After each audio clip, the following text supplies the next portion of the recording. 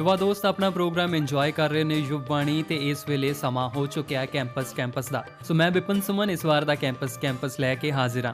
आज़ादी दे अमृत महोत्सव नूं समर्पित #AIR Next दे लई एक गैसट आरजे दी सिलैक्शन वास्ते KMV यानी कि कन्या महाविद्यालय जलंधर विखे ऑल इंडिया रेडियो जलंधर वालों एक प्रोग्राम आयोजित करवाया गया, जिस दे विच वख-वख विद्यार्थियों ने हिस्सा लिया। तो आओ फिर सुनते हैं उन्हां विद्यार्थियों दे विचार।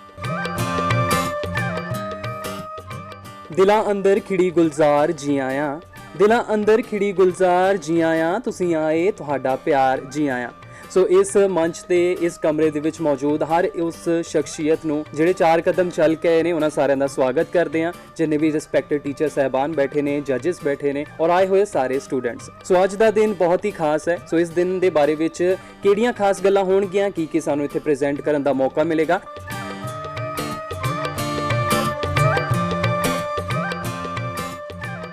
सो अज दे इस प्रोग्राम दे विच पहला कदम लैके आ रही है सुखमन, BA पार्ट 1 ਦੀ ਵਿਦਿਆਰਥਣ है। सो क्लैपिंग सुखमन ਦੇ ਲਈ।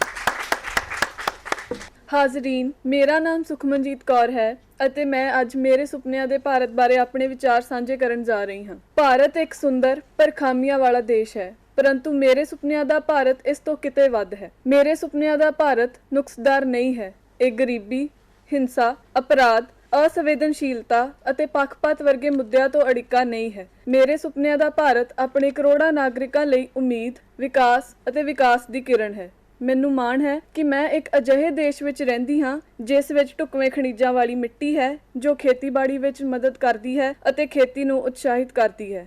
ਦੇਸ਼ ਵਿੱਚ ਵਾਪਰੀਆਂ ਸਭ ਤੋਂ ਵਧੀਆ ਚੀਜ਼ਾਂ ਵਿੱਚੋਂ ਹਰੀ ਕ੍ਰਾਂਤੀ ਸੀ, ਜੋ ਕਿਸਾਨਾਂ ਲਈ ਤੀਬਰ ਖੇਤੀਬਾੜੀ ਪ੍ਰੋਗਰਾਮਾਂ ਦੀ ਪੇਸ਼ਕਸ਼ ਕਰਦੀ ਸੀ। ਮੇਰਾ ਸਭ ਤੋਂ ਵੱਡਾ ਸੁਪਨਾ ਮਹਿਲਾ ਸਸ਼ਕਤੀਕਰਨ ਦੇਖਣਾ ਹੈ। ਮੈਂ ਇਹ ਦੇਖ ਕੇ ਖੁਸ਼ ਹਾਂ ਕਿ ਔਰਤਾਂ ਆਜ਼ਾਦ ਹੋ ਰਹੀਆਂ ਹਨ ਅਤੇ ਪਰਿਵਾਰਕ ਜ਼ਿੰਮੇਵਾਰੀਆਂ ਸੰਭਾਲ ਸਕਦੀਆਂ ਹਨ। ਹਾਲਾਂਕਿ ਔਰਤਾਂ ਦੇ ਸਸ਼ਕਤੀਕਰਨ ਲਈ ਬਹੁਤ ਸਾਰੀਆਂ ਚੀਜ਼ਾਂ ਦੀ ਲੋੜ ਹੈ, ਜਿਵੇਂ ਕਿ ਮਾਦਾ ਭਰੂਣ ਹੱਤਿਆ ਨੂੰ ਰੋਕਣਾ, ਸੰਗਠਨ ਅਤੇ ਸੁਰੱਖਿਆ ਅਤੇ ਸਮਾਨਤਾ ਨੂੰ ਉਤਸ਼ਾਹਿਤ ਕਰਨਾ ਆਦਿ।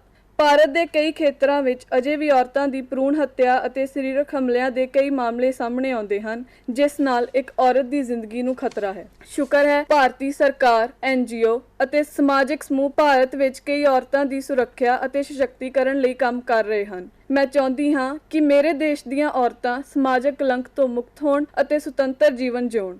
ਮੈਂ ਚਾਹੁੰਦੀ ਹਾਂ ਕਿ ਸਾਡਾ ਭਾਰਤ ਭ੍ਰਿਸ਼ਟਾਚਾਰ ਤੋਂ ਵੀ ਮੁਕਤ ਹੋਵੇ, ਜੋ ਦੇਸ਼ ਦੇ ਵਿਕਾਸ ਵਿੱਚ ਮਦਦ ਕਰੇਗਾ। ਇੰਨੇ ਸਾਲਾਂ ਬਾਅਦ ਵੀ ਦੇਸ਼ ਦਾ ਵਿਕਾਸ ਨਾ ਹੋਣ ਦਾ ਇੱਕ ਵੱਡਾ ਕਾਰਨ ਲੋਕਾਂ ਵੱਲੋਂ ਕੀਤਾ ਜਾਂਦਾ ਭ੍ਰਿਸ਼ਟਾਚਾਰ ਹੈ। ਕੰਮ ਭਾਵੇਂ ਕਿੰਨਾ ਵੀ ਛੋਟਾ ਜਾਂ ਵੱਡਾ ਕਿਉਂ ਨਾ ਹੋਵੇ, ਉਸ ਨੂੰ ਪੂਰਾ ਕਰਨ ਲਈ ਤੁਹਾਨੂੰ ਪੈਸੇ ਦੇਣੇ ਪੈਂਦੇ ਹਨ। ਹਾਲਾਂਕਿ ਸਰਕਾਰੀ ਨੀਤੀਆਂ ਅਜਿਹੀਆਂ ਹਨ ਜੋ ਅਜਿਹੇ ਲੋਕਾਂ ਤੇ ਸਖਤ ਹਮਲਾ ਕਰਦੀਆਂ ਹਨ। ਮੈਂ ਇੱਕ ਅਜਿਹੇ ਦੇਸ਼ ਦਾ ਸੁਪਨਾ ਦੇਖਦੀ ਹਾਂ ਜਿੱਥੇ ਲੋਕ ਰਿਸ਼ਵਤ ਲਏ ਬਿਨਾਂ ਕੋਈ ਕੰਮ ਕਰਨ।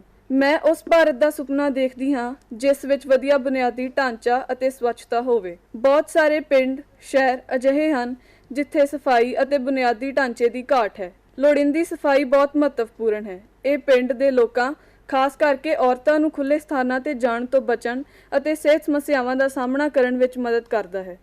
ਭਾਰਤੀ ਰੱਖਿਆ ਬਲਾਂ ਨੂੰ ਤਕਨੀਕੀ ਤੌਰ 'ਤੇ ਆਧੁਨਿਕ ਹਥਿਆਰਾਂ ਨਾਲ ਲੈਸ ਹੋਣਾ ਚਾਹੀਦਾ ਹੈ। ਦੇਸ਼ ਦਾ ਰੱਖਿਆ ਬਲ ਦੇਸ਼ ਦਾ ਸਭ ਤੋਂ ਵੱਡਾ ਮਹੱਤਵਪੂਰਨ ਹਿੱਸਾ ਹੈ।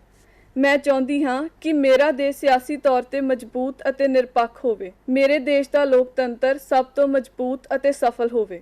ਆਖਿਰਕਾਰ ਇਹ ਸੁਪਨਿਆਂ ਵਾਲਾ ਦੇਸ਼ ਇੱਥੇ ਰਹਿਣ ਵਾਲੇ ਹਰ ਨਾਗਰਿਕ ਦਾ ਸੁਪਨਾ ਹੋਣਾ ਚਾਹੀਦਾ ਹੈ, ਤਦ ਹੀ ਇੱਛਤ ਨਤੀਜਾ ਦੇਖਣ ਨੂੰ ਮਿਲੇਗਾ। ਹਰੇਕ ਨਾਗਰਿਕ ਨੂੰ ਕੰਮ ਕਰਨਾ ਚਾਹੀਦਾ ਹੈ ਅਤੇ ਇਸ ਅਨੁਸਾਰ ਕੰਮ ਕਰਨਾ ਚਾਹੀਦਾ ਹੈ ਕਿ ਸਾਡੀ ਆਉਣ ਵਾਲੀ ਪੀੜ੍ਹੀ ਜਿਸ ਦੇਸ਼ ਵਿੱਚ ਪੈਦਾ ਹੋਈ ਹੈ ਉਸ 'ਤੇ ਮਾਣ ਮਹਿਸੂਸ ਕਰ ਸਕੇ ਅਤੇ ਦੁਨੀਆ ਦੇ ਦੂਜੇ ਦੇਸ਼ ਸਾਡੇ ਭਾਰਤ ਤੋਂ ਪ੍ਰੇਰਨਾ ਲੈਣ। ਧੰਨਵਾਦ।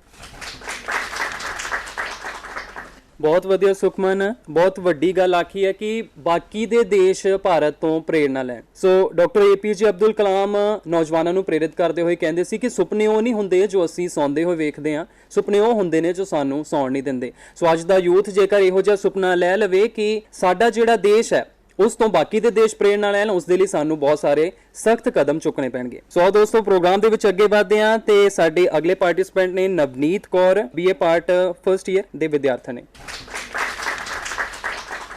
ਹਾਜ਼ਰੀਨ, ਮੈਂ ਨਵਨੀਤ ਕੌਰ BA ਸਮੈਸਟਰ ਪਹਿਲੇ ਦੀ ਵਿਦਿਆਰਥਣ ਅੱਜ ਤੁਹਾਡੇ ਸਾਰਿਆਂ ਨਾਲ ਅਣਗੌਲੇ ਆਜ਼ਾਦੀ ਗੁਲਾਟੀਆਂ ਵਿਸ਼ੇ ਤੇ ਆਪਣੇ ਵਿਚਾਰ ਪੇਸ਼ ਕਰਨ ਜਾ ਰਹੀ ਹਾਂ।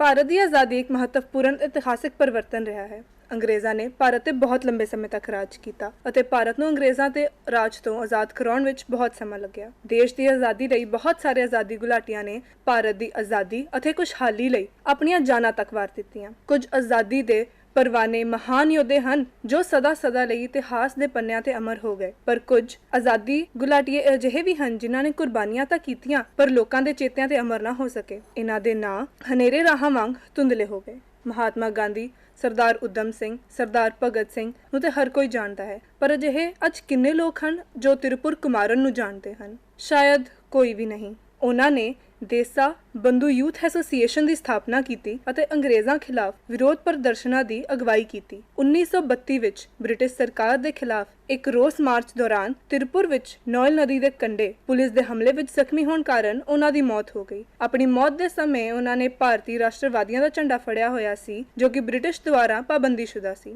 ਅਜਿਹੇ ਇੱਕ ਹੋਰ ਨਾਇਕ ਹਨ ਕਮਲਾ ਦੇਵੀ ਚਟੋਪਾਧਿਆਏ। 3 ਅਪ੍ਰੈਲ 1903 ਨੂੰ ਜਨਮੀ ਉਹ ਇੱਕ ਸਮਾਜ ਸੁਧਾਰਕ ਅਤੇ ਸੁਤੰਤਰਤਾ ਸੈਨਾਨੀ ਸਨ। ਉਹ ਗ੍ਰਿਫਤਾਰ ਹੋਣ ਵਾਲੀ ਭਾਰਤ ਦੀ ਪਹਿਲੀ ਔਰਤ ਵੀ ਸਨ। ਜਦੋਂ ਉਹ ਨਮਕ ਦੇ ਪੈਕੇਟ ਵੇਚਣ ਲਈ ਬੰਬਈ ਸਟਾਕ ਐਕਸਚੇਂਜ ਵਿੱਚ ਦਾਖਲ ਹੋਏ ਸਨ ਤਾਂ ਉਹਨਾਂ ਨੇ ਉਸ ਸਮੇਂ ਕਰੀਬ 1 ਸਾਲ ਜੇਲ੍ਹ ਵਿੱਚ ਬਿਤਾਇਆ। ਖੁਦੀਰਾਮ ਬੋਸ, ਜਿਨ੍ਹਾਂ ਨੇ ਆਜ਼ਾਦੀ ਲਈ ਮਹਾਨ ਘਾਲਣਾ ਦੇ ਘਾਲੀ ਨਾ ਤੋਂ ਵੀ ਅੱਜ ਨੌਜਵਾਨ ਪੀੜ੍ਹੀ ਅਣਜਾਣ ਹੈ। ਬੋਸ ਦੀ ਬਹਾਦਰੀ ਦੀ ਕਹਾਣੀ ਉਹ ਹੈ ਜੋ ਇੱਕੋ ਸਮੇਂ ਸ਼ਾਇਦ ਇਸੇ ਕਾਰਨ ਕਰਕੇ ਮਾਣ ਦੇ ਨਾਲ ਤਰਸ ਵੀ ਪੈਦਾ ਕਰਦੀ ਹੈ। ਉਹ ਸਿਰਫ 18 ਸਾਲਾਂ ਦੇ ਸਨ ਜਦੋਂ ਉਹਨਾਂ ਨੂੰ ਦੇਸ਼ ਦੀ ਆਜ਼ਾਦੀ ਦੀ ਲੜਾਈ ਵਿੱਚ ਭੂਮਿਕਾ ਨਿਭਾਉਣ ਲਈ ਮੌਤ ਦੀ ਸਜ਼ਾ ਸੁਣਾ ਦਿੱਤੀ ਗਈ। ਮਟਾਨਗਿਨੀ ਹਜ਼ਰਾ ਨੇ ਆਜ਼ਾਦੀ ਦੇ ਸਮੇਂ ਬਹੁਤ ਸਾਰੇ ਅੰਦੋਲਨਾਂ ਵਿੱਚ ਅਹਿਮ ਹਿੱਸਾ ਨਿਭਾਇਆ। ਹਜ਼ਰਾ ਸਿਰਫ 71 ਸਾਲਾਂ ਦੇ ਸਨ ਜਦੋਂ ਤਮਲੂਕ ਪੁਲਿਸ ਸਟੇਸ਼ਨ ਤੇ ਕਬਜ਼ਾ ਕਰਨ ਲਈ 6000 ਸਮਰਥਕਾਂ ਨੇ ਜਲੂਸ ਦੀ ਅਗਵਾਈ ਕੀਤੀ, ਜਿਨ੍ਹਾਂ ਵਿੱਚ ਜ਼ਿਆਦਾਤਰ ਮਹਿਲਾ ਵਲੰਟੀਅਰ ਸਨ। ਜਿਵੇਂ ਹੀ ਉਹ ਅੱਗੇ ਵਧੀ ਤਾਂ ਉਸ ਨੂੰ ਗੋਲੀ ਮਾਰ ਦਿੱਤੀ ਗਈ। ਆਖਿਰਕਾਰ ਗੋਲੀ ਲੱਗਣ ਕਰਕੇ ਉਹਨਾਂ ਦੀ ਮੌਤ ਹੋ ਗਈ। ਸੈਂਕੜੇ ਦੀਆਂ ਗਿਣਤੀ ਵਿੱਚ ਅਜਿਹੇ ਆਜ਼ਾਦੀ ਗੁਲਾਟੀਏ ਹੋਣਗੇ ਜੋ ਕਿ ਗੁਮਨਾਮ ਹਨ, ਜਿਵੇਂ ਕਿ ਪੀਰ ਅਲੀ ਖਾਨ, ਕਮਲਾ ਦਾਸ, ਅਰੁਣਾ ਅਸਫ ਅਲੀ, ਤੀਰਥ ਸਿੰਘ, ਜਗੀਰ ਸਿੰਘ ਵਿਰਕ ਆਦਿ। ਅਣਗੌਲੇ ਆਜ਼ਾਦੀ ਗੁਲਾਟੀਆਂ ਦੇ ਵਿੱਚ ਮੈਂ KMV ਦੀ ਸੁਸ਼ੀਲਾ ਦੀਦੀ ਦਾ ਜ਼ਿਕਰ ਵੀ ਕਰਨਾ ਚਾਹਾਂਗੀ, ਜਿਨ੍ਹਾਂ ਨੇ ਦੇਸ਼ ਦੇ ਮਹਾਨ ਆਜ਼ਾਦੀ ਗੁਲਾਟੀਏ ਸ਼ਹੀਦ ਆਜ਼ਮ ਭਗਤ ਸਿੰਘ ਨੂੰ ਆਪਣੇ ਹੱਥ ਨੂੰ ਕੱਟ ਕੇ ਤੇ ਆਪਣਾ ਲਹੂ ਵਹਾ ਕੇ ਉਹਨਾਂ ਦਾ ਪਿੱਛਾ ਕਰਦੀ ਹੋਈ ਅੰਗਰੇਜ਼ ਪੁਲਿਸ ਤੋਂ ਬਚਾਇਆ। ਮੈਂ ਨਮਨ ਕਰਦੀ ਹਾਂ ਸੁਸ਼ੀਲਾ ਦੀਦੀ ਅਤੇ ਉਹਨਾਂ ਵਰਗੀਆਂ ਅਜਿਹੀਆਂ ਅਨੇਕਾਂ ਆਜ਼ਾਦੀ ਵਿੱਚ ਯੋਗਦਾਨ ਪਾਉਣ ਵਾਲੀਆਂ ਇਸਤਰੀਆਂ ਨੂੰ। ਸੋ ਮੈਂ ਇਹੀ ਕਹਿਣਾ ਚਾਹਾਂਗੀ, ਸਮੇਂ ਦੀ ਲੋੜ ਅਨੁਸਾਰ ਅੱਜ ਅਜਿਹੇ ਮਹਾਨ ਨਾਇਕਾਂ ਨੂੰ ਵੀ ਯਾਦ ਰੱਖਿਆ ਜਾਵੇ ਤਾਂ ਜੋ ਇਤਿਹਾਸ ਵਿੱਚ ਇਹਨਾਂ ਦੇ ਨਾਂ ਵੀ ਅਮਰ ਹੋ ਸਕਣ ਅਤੇ ਨੌਜਵਾਨ ਪੀੜ੍ਹੀ ਇਹਨਾਂ ਤੋਂ ਪ੍ਰੇਰਨਾ ਲੈ ਕੇ ਆਪਣੇ ਆਦਰਸ਼ ਮਿਲ ਸਕਣ। ਬਹੁਤ ਵਧੀਆ ਨਵਨੀਤ। ਸੋ ਆਜ਼ਾਦੀ ਘੁਲਾਟੀਆਂ ਬਾਰੇ ਜਾਣਕਾਰੀ ਸਾਂਝੀ ਕੀਤੀ ਨਵਨੀਤ ਨੇ। ਤੇ ਜੇਕਰ ਆਜ਼ਾਦੀ ਘੁਲਾਟੀਆਂ ਦੇ ਵਿੱਚੋਂ ਇੱਕ ਰਾਮ ਪ੍ਰਸਾਦ ਬਿਸਮਿਲ ਜੀ ਹੋਏ ਨੇ ਜਿਹੜੇ ਕਿ ਆਖਦੇ ਨੇ ਕਿ ਸਰਫਰੋਸ਼ੀ ਕੀ ਤਮੰਨਾ ਅਬ ਹਮਾਰੇ ਦਿਲ में है, देखना है ਜ਼ੋਰ ਕਿਤਨਾ ਬਾਜ਼ੂਏ ਕਾਤਿਲ में है। ਸੋ ਅੱਜ ਦੇ ਸਮੇਂ ਦੇ ਵਿੱਚ ਨੌਜਵਾਨਾਂ ਨੂੰ ਆਜ਼ਾਦੀ ਘੁਲਾਟੀਆਂ ਬਾਰੇ ਪਤਾ ਹੋਣਾ ਬਹੁਤ ਜ਼ਰੂਰੀ ਹੈ ਕਿਉਂਕਿ ਇਹੀ ਸਾਡੀ ਮੇਨ ਇੰਸਪੀਰੇਸ਼ਨ ਹੈ। ਅੱਗੇ ਵਧਦੇ ਹੋਏ ਸਾਡੇ ਅਗਲੇ ਪਾਰਟਿਸਿਪੈਂਟ ਨੇ ਰੇਵਤੀ ਸ਼ਰਮਾ, BA Part 1। मन साकार कर, अपने कर्मों से प्यार कर, मिलेगा तेरी मेहनत का फल, किसी और का न इंतजार कर। स्वयं को दिमाग का स्वर्ण बना, आत्मनिर्भर भारत का निर्माण कर। सभा में उपस्थित सभी दर्शकों को मेरा प्यार भरा नमस्कार। मैं रेवती शर्मा, BA सेमेस्टर पहले की छात्रा, आज आपके समक्ष आत्मनिर्भर भारत पर अपने विचार प्रकट करना चाहती हूँ। आत्मनिर्भर का अर्थ होता है किसी अन्य पर निर्भर ना होते हुए खुद पर निर्भर होकर हर वस्तु का निर्माण अपने देश में करना आत्मनिर्भर कहलाता है। अपने आप को और अपने देश को आत्मनिर्भर बनाना हर व्यक्ति का सपना होता है। आज से 72 साल पहले जब भारत केवल सुई और रुई का ही बनाने का ही काम करता था, पर आज के दौर में हमारा हिंदुस्तान ऐसे कई कार्य क्षेत्र में आगे है जो कि बहुत खुशी की बात है। पहल सिर्फ अमेरिका देश ही मंगलयान पर अपनी रिसर्च करने में माहिर था, पर भारतीय स्पेस कंपनी इसरो ने 5 नवंबर 2013 को अपना पहला मंगल मिशन प्रक्षेपण किया, जो कि बहुत गर्व की बात है। अमेरिका, रूस जैसे देशों के बाद अब भारत का झंडा भी मार्स पर लहराता है। हिंदुस्तान की बेटियां भी किसी से कम नहीं हैं। भारत को आत्मनिर्भर बनाने में बेटियों का भी बहुत बड़ा योगदान रहा है, जैसे महिला क्रिकेट टीम का एशिया कप 2022 जीतना, गीता फोगाट का कुश्ती के क्षेत्र में आगे बढ़ना। बहुत ही प्रसिद्ध हस्ती हरनास कौर संधू ने भी कहा है कि आत्मनिर्भरता से अपनी पहचान खुद बनाएं, इससे अपना और अपने देश का नाम रोशन करिए। इसके अलावा भारत लगभग 7,000 चीजों का निर्यात तकरीबन 200 देशों में करता है, जिनमें से अमेरिका, यूएई, चीन जैसे बड़े देशों के साथ भारत के बहुत खास रिश्ते जुड़े हुए हैं। कोरोना महामारी के बाद प्रधानमंत्री नरेंद्र मोदी ने आत्मनिर्भर भारत की घोषणा की। उन्होंने 20 मई 2020 को इसका पहली बार सार्वजनिक उल्लेख किया था। लोगों को लोकल प्रोडक्ट खरीदने को प्रोत्साहित किया। 20 लाख करोड़ का विशेष आर्थिक पैकेज की घोषणा भी की। यह सिर्फ कोरोना के बाद नहीं बल्कि भविष्य में भारत और भी विशेष और महान बने, ऐसी भी कामना की।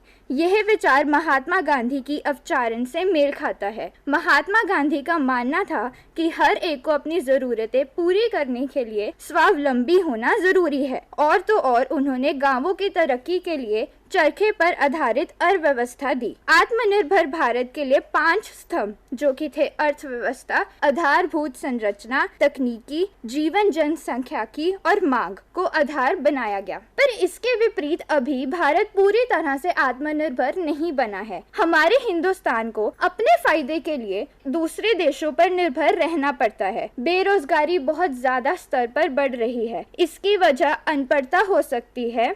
भारत में अभी भी ऐसे कई राज्य हैं जिनमें लोग पुराने ख्यालों में विश्वास करते हैं और लड़कियों को अभी भी सम्मान प्राप्त नहीं होता है। गरीबी बहुत स्तर पर बढ़ रही है। ये सभी चीजें अभी भारत को आत्मनिर्भर बनाने से रोकती हैं और इन चीजों में सुधार बहुत ज्यादा अनिवार्य है। अंत में मैं आपसे यही कहना चाहती हूँ कि दुनिया को बताएंगे, भारत को आत्मनिर्भर बनाएंगे। बहुत खूब रेवती शर्मा, दुनिया को बताएंगे, भारत को आत्मनिर्भर बनाएंगे। सो अगले पार्टिसिपेंट ने कृति शर्मा, बीए पाग तीसरी दे विद्यार्थी।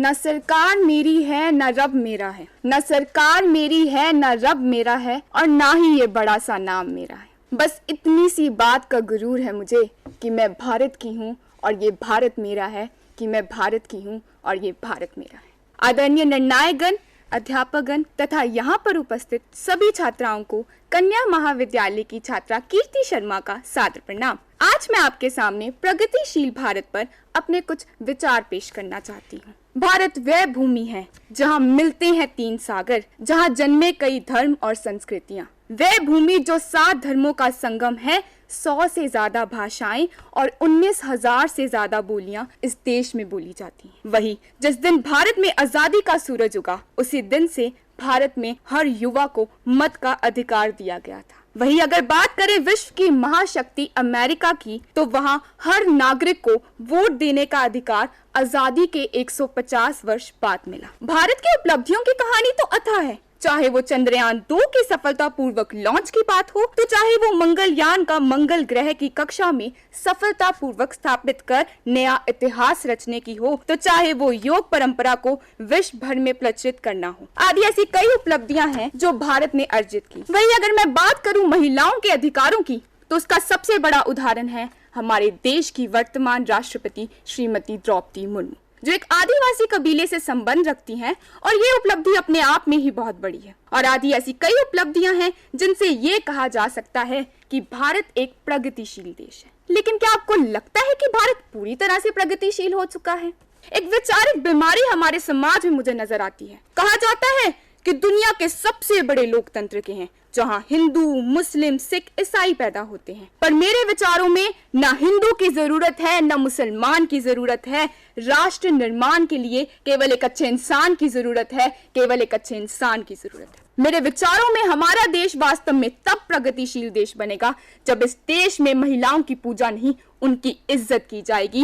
देश आगे तब बढ़ेगा जब हम जाति का संरक्षण नहीं, जब हम सामाजिक सशक्तिकरण को आबाद करेंगे। देश आगे तब बढ़ेगा जब स्वच्छ अभियान में केवल सरकार नहीं बल्कि सड़क पर चलने वाला हर एक नागरिक हाथ बटाएगा। और मैं सैल्यूट करना चाहूंगी सरहद पर दिन रात हमारी रक्षा के लिए खड़े हर उस जवान को, इस देश की पुलिस, प्रशासन और किसान को, इस देश के हर एक नागरिक को जो अपना काम पूरी ईमानदारी, पूरी मेहनत और पूरी लगन से करते हैं, जिनके बिना प्रगतिशील देश की कल्पना करना भी असंभव सा लगता है। और आज इस मंच पर पूरी जिम्मेदारी के साथ मैं भारत की बेटी ये कहना चाहूंगी, हमारा देश आगे तब बढ़ेगा जब हम सब, मैं, आप और हम सब मिलकर प्रयास करेंगे, क्योंकि हमारे देश की जिम्मेदारी नहीं है हमें आगे लेके जाने की, हमारी जिम्मेदारी है अपने देश को आगे लेके जाने की, अपने राष्ट्र को आगे लेके जाने की और अपने वतन को आगे लेके जाने की। और अंत में मैं बस यही कहना चाहूंगी, मेरा हिंदुस्तान महान था, महान है, महान रहेगा। मेरा हिंदुस्तान महान था, महान है, महान रहेगा।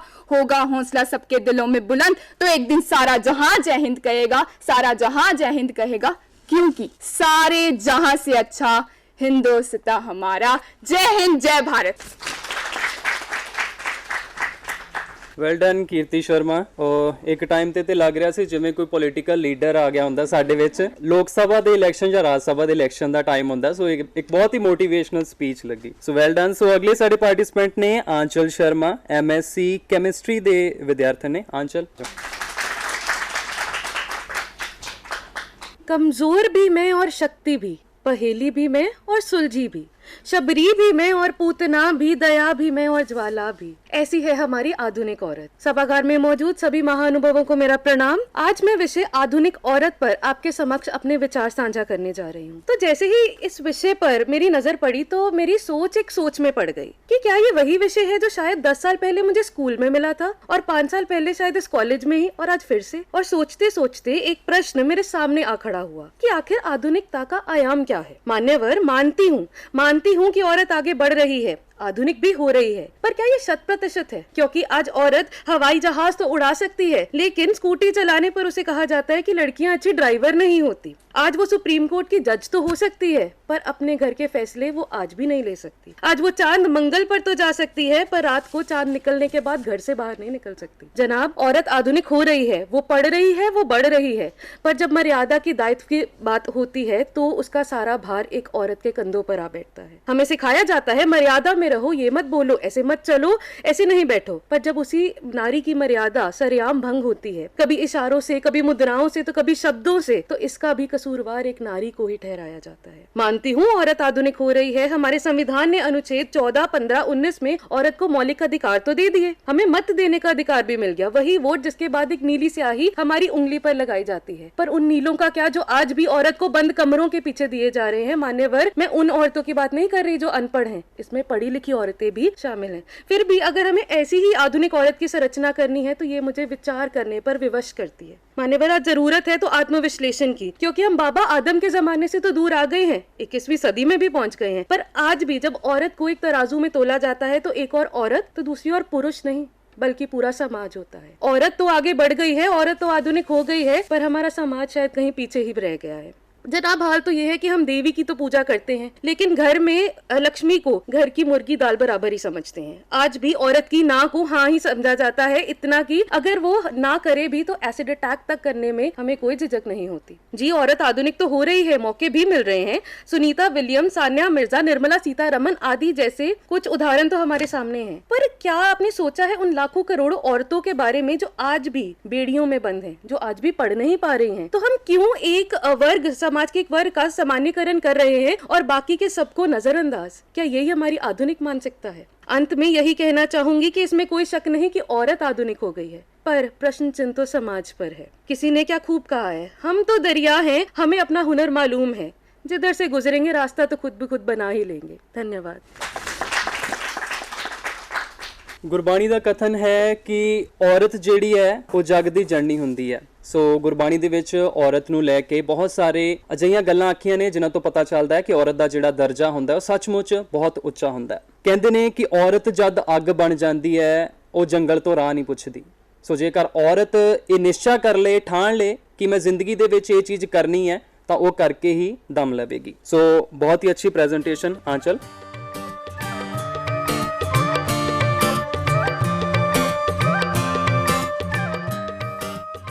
ਆਜ਼ਾਦੀ ਦੇ ਅੰਮ੍ਰਿਤ ਮਹਾ ਉਤਸਵ ਨੂੰ ਸਮਰਪਿਤ ਆਲ ਇੰਡੀਆ ਰੇਡੀਓ ਵੱਲੋਂ ਕੰਨਿਆ ਮਹਾਵਿਦਿਆਲਿਆ ਜਲੰਧਰ ਵਿਖੇ ਪ੍ਰੋਗਰਾਮ ਆਯੋਜਿਤ ਕਰਵਾਇਆ ਗਿਆ, ਜਿਸ ਦੇ ਵਿੱਚ ਵਿਦਿਆਰਥੀਆਂ ਨੇ ਹਿੱਸਾ ਲਿਆ। ਇਸ ਪ੍ਰੋਗਰਾਮ ਦੀ ਅਗਲੀ ਕੜੀ ਲੈ ਕੇ ਅਸੀਂ ਜਲਦ ਹੀ ਤੁਹਾਡੇ ਨਾਲ ਜੁੜਾਂਗੇ। ਤਦ ਤੱਕ ਦੇ ਲਈ ਆਪਣੇ ਦੋਸਤ ਵਿਪਨ ਸੁਮਨ ਨੂੰ ਦਿਓ ਇਜਾਜ਼ਤ। ਨਮਸਕਾਰ।